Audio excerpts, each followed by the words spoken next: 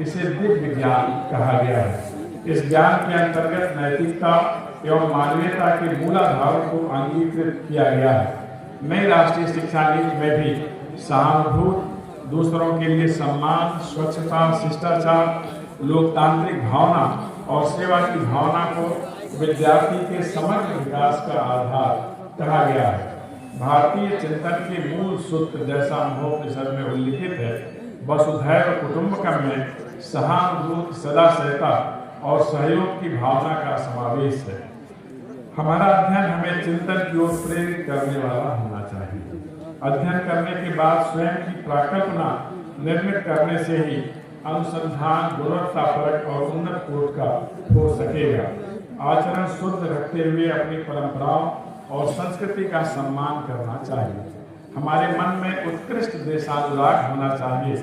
इसी में शिक्षा का अर्थ और औचित्य निहित है। हम मिलकर चलें और मिलकर बोले का विचार ही परस्पर अनुराग की भावना का प्रसार करता है।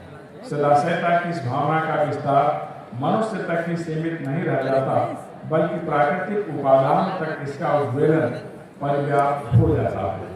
प्राकृतिक ज्ञान परंपरा में मनुष्य की विराट पाठशाला को देख सकते हैं। पेड़ पौधे, पशु पक्षी, पर्वत, नदी आदि वर्णमाला और वर्तनी के समान ही महत्व रखते हैं। हमारी संस्कृति में आचार और चरित्र का सर्वाधिक महत्व रहा है। आचार का संबंध आचरण से है। हमारा सामाजिक जीवन सामाजिक आचरण के आधार पर ही संचालित होता है।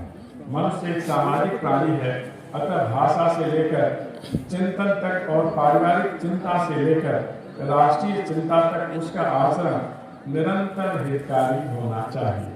जीवन में कुछ प्राप्त करने के लिए चरित्र का अपना महत्व है। हम कितने भी ज्ञानी हों, हमारा कितना भी बौद्धिक विकास हो चुका हो, लेकिन यदि हमारा चरित्र निर्मल नहीं है तो इस ज्ञान और बुद्धि का कोई अर्थ नहीं है। चरित्र की परिभाषा सहज नहीं है, लेकिन इसका सामान्य मंतव्य है विचार और व्यवहार में शुचिता। विश्वविद्यालय एक ऐसी संस्था है जहाँ